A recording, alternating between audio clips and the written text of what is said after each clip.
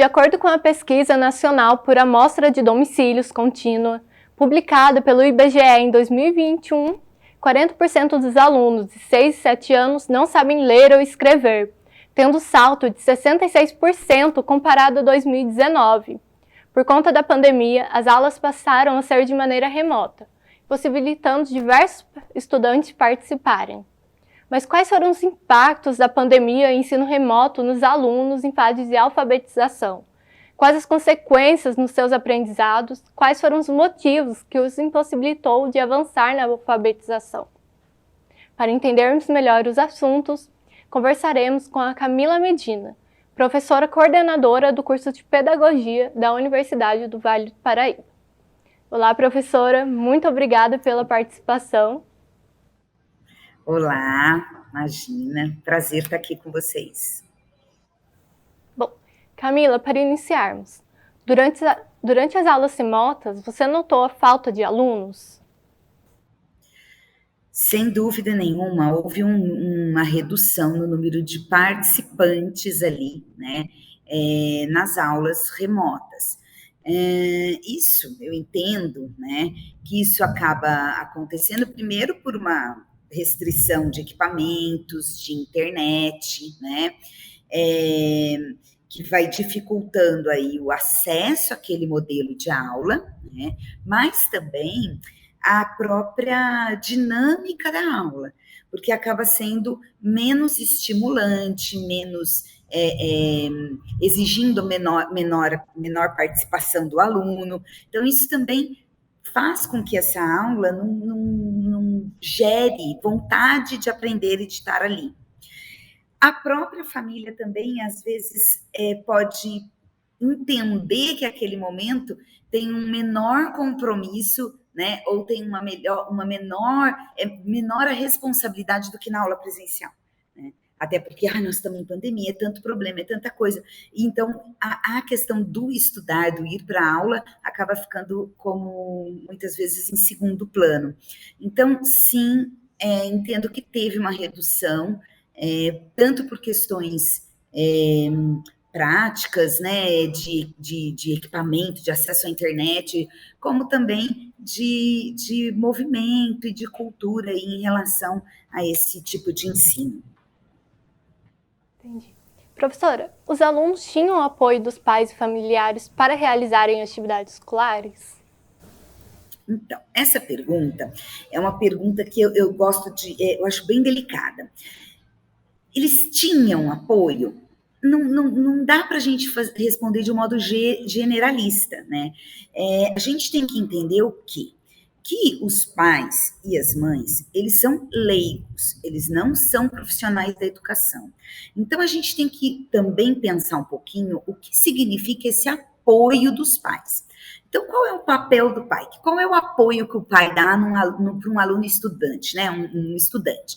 Ele vai incentivar que ele realize as atividades, perguntar se ele tem alguma dúvida, perguntar se ele fez a tarefa, questionar como foi aquele dia na escola, perguntar sobre uma atividade que ele tenha feito ali. Isso é o apoio, né? A questão do ensinar e aprender ali, a relação com o conhecimento, com o conteúdo escolar, isso os pais não têm formação e não têm habilidade. Então, também cobrar esse apoio dos pais me parece um pouco injusto também. Né? Para você ser professor, você tem 4 anos de formação inicial no curso de pedagogia ou no curso de licenciatura. Você vai ler bastante, você vai ter um estudo profundo sobre as ciências da educação, você vai entender metodologias. Então, como é que você vai querer que esse pai dê que tipo de apoio? Que apoio é esse que se espera desse pai? Que ele sente ao lado, ele faça o papel do professor? Eu acredito que isso não deva nem ser pedido a esses pais. Quanto mais, né, exigir que eles tenham dado. Então, realmente, eu acho que não. Primeiro, porque eles não têm mesmo que fazer isso. E segundo, eles não têm essa formação, eles não têm esse conhecimento para dar esse suporte. Provavelmente, é muito possível que alguns pais tenham tentado, sim, tenham tentado ajudar, mas a partir dos conhecimentos que eles têm de quando eles eram alunos, e não a partir de um conhecimento científico da área da pedagogia. E aí eu me pergunto, o que é melhor? Será que isso é benéfico para esses alunos em processo de aprendizagem, ou às vezes acaba fazendo mais mal do que bem? Entende o que eu estou querendo refletir e o que eu acho que a gente tem que pensar um pouco? Uma questão interessante disso também é que, às vezes, muitos pais acabaram não se formando, né, no ensino médio, acabaram não concluindo Sim. tanto, que é uma coisa até das outras gerações mesmo, né? Então, eu acho que isso também seria um caso que não ajudaria muito a criança, porque ela não teria nem aquela questão de ter visto mais ou menos como funciona a sala de aula, né? Então, é quase injusto cobrar isso dos pais também, entende? Assim, e passar querendo ou não transportar essa responsabilidade para eles, assim, né? Como dê apoio ao seu filho, porque está em pandemia, eles estão em casa e eles precisam que vocês estejam ao lado. Sem contar, né, que tem também os pais que não interromperam as suas atividades profissionais. Então, eles continuaram trabalhando, né? E não conseguiam estar ali ao lado dos filhos nesse momento da aula, nesse momento né, do ensino remoto também. Nessa questão dos pais não estarem preparados mesmo ainda para lidar com seus filhos, auxiliar eles, você acha que por parte da escola, você acredita que os pais tenham recebido alguma instrução sobre como ajudar os seus filhos nos estudos remotos?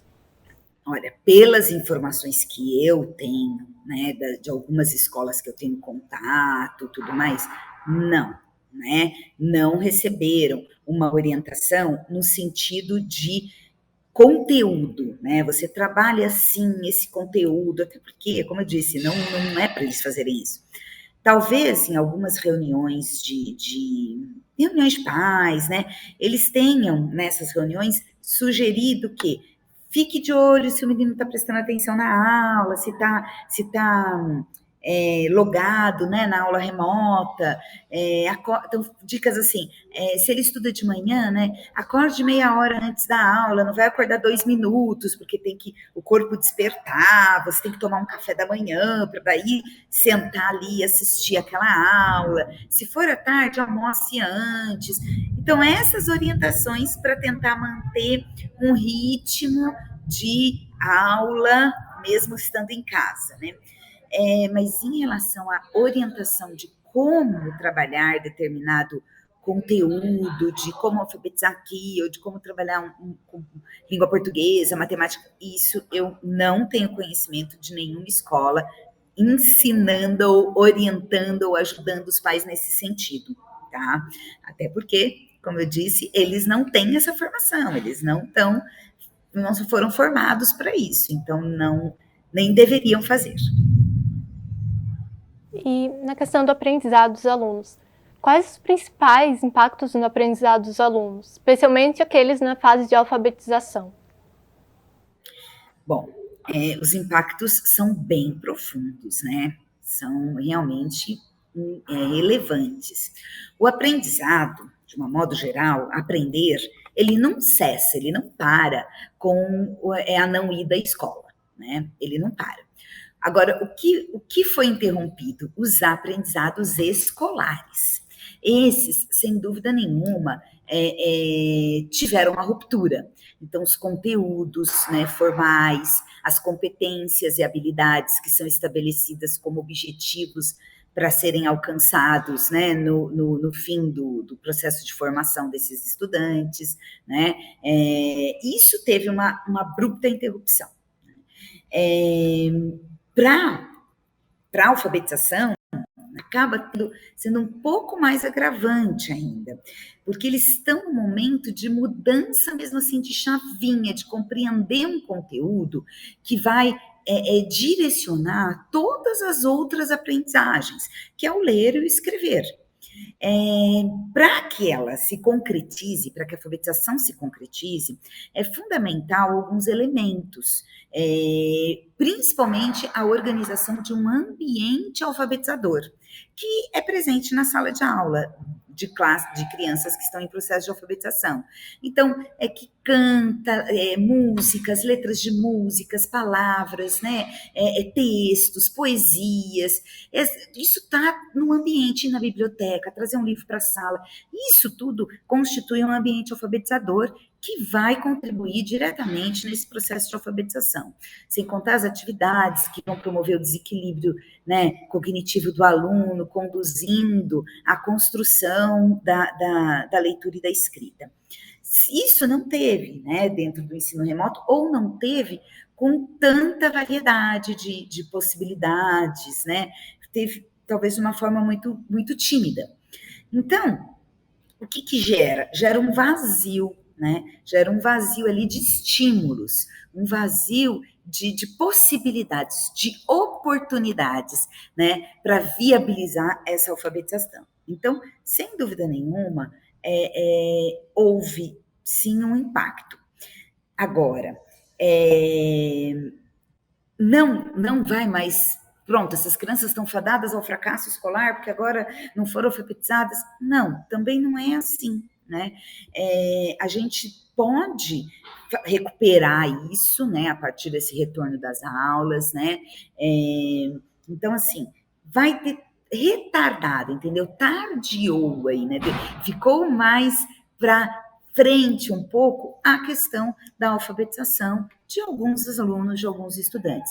Não que isso não possa ser resgatado, não possa ser retomado, e essas crianças terão um processo escolar dali para frente normalizados e com a aprendizagem absorvida e tudo caminhando aí, né, dentro do esperado, né? Então, eu entendo que isso retardou, sim, esse processo de alfabetização, mas não que agora rotulou ou carimbou essas crianças ao não aprendizado, a não aprender mais, né? Ou a grandes dificuldades na aprendizagem a partir de agora. Professora, com o retorno das aulas presenciais, quais medidas deverão ser adotadas para ajudar esses alunos? Como fazer com que seus aprendizados evoluam? Bom, esse aí é o grande tarefa do professor, né? Então, que medidas? Primeira coisa, eu resumo assim em duas grandes ações: avaliação e planejamento. Então, a primeira coisa que tem que ser feita é a avaliação diagnóstica de como está o aprendizado desses alunos, né? Essas crianças estão em que estágios de aprendizagem? Elas conhecem o quê, né? O que ficou absorvido nesse ensinamento remoto, o que não ficou, o que, né? Isso, avaliação diagnóstica. Primeira coisa. Feito isso, você vai ter um resultado de como eles estão, você vai ter um cenário aí da sua classe, da sua sala, né? E a partir disso, você vai fazer um planejamento das suas ações, planejar suas estratégias pedagógicas. Estratégias pedagógicas que vão ter que ser diversas, né? Porque vão ter crianças em diferentes momentos ali da aprendizagem, então alguns mais à frente, outros menos à frente. Então você vai ter que pensar exatamente nessa diversidade da sala, que a sala vai estar, e pensar em estratégias que abracem aí a todas essas diferenças. Mas, na verdade, isso não é muito diferente do que o professor tem que fazer no seu cotidiano, né? No seu dia a dia. Esse é o trabalho docente, esse é o trabalho que o professor deve fazer, independente de ter tido pandemia, de ter não tido pandemia, do retorno das aulas ou não. Avaliar, verificar como meus alunos estão, que conhecimentos eles têm absorvidos, internalizados, e a partir daí planejar quais são as aprendizagens futuras. Isso é o caminho. Não tem uma receita de bolo, faz assim que vai dar certo, segue esse caminho. Não tem jeito. Cada classe é de uma classe, cada turma é uma turma, né? Cada professor vai perceber determinadas situações ali. Então, é realmente um trabalho de avaliar e planejar, avaliar e planejar. Ano passado, no final do ano, algumas escolas de ensino fundamental, entre o segundo ano e o terceiro ano, estavam convidando alguns alunos, né, para fazer uma provinha sobre alguns assuntos, coisa assim, contas básicas, escrever nomes de alguns animais. Essa seria uma forma de estratégia e planejação? Sim, essa aí é a avaliação que eu estou falando, né? É uma avaliação diagnóstica, está investigando. O professor, ele é um detetive, sabe? Assim, ele tem que investigar, né? E tentar descobrir quais são os conhecimentos que aquelas crianças têm, né? Já absorvidos. E a partir disso, criar situações de aprendizagem que desequilibre esse aluno, né? Que faça com que esse aluno queira saber aquele algo mais e que esse aluno busque, então, né, construir aquele novo conhecimento a partir das estratégias, né, previamente pensadas e planejadas pelo professor. Pode ser um trabalho em grupo, pode ser uma atividade né, com quadrinhas, pode ser um trabalho por projetos pedagógicos, em várias e várias situações pedagógicas e de estratégia aí que o professor tem à sua mão aí. Entendi. Bom, professora, essas foram as perguntas. Muito obrigada pela participação, foi um prazer recebê-la no nosso programa. Eu é que fico muito feliz de poder participar aqui, né? Espero ter podido ajudar aí um pouquinho os professores a se acalmarem, né? Os pais se acalmarem. Agora sim vai retomar aí, as escolas já retomou, né? Então as coisas vão voltar ao normal e o professor tem que desenvolver o trabalho que ele estudou e que ele conhece, que ele sabe fazer, né? Com propriedade aí. Com certeza. Obrigada, professora. E você que está nos assistindo poderá rever este e outros programas no nosso canal do YouTube. Também estamos nas redes sociais, Facebook e Instagram, @TV Univap.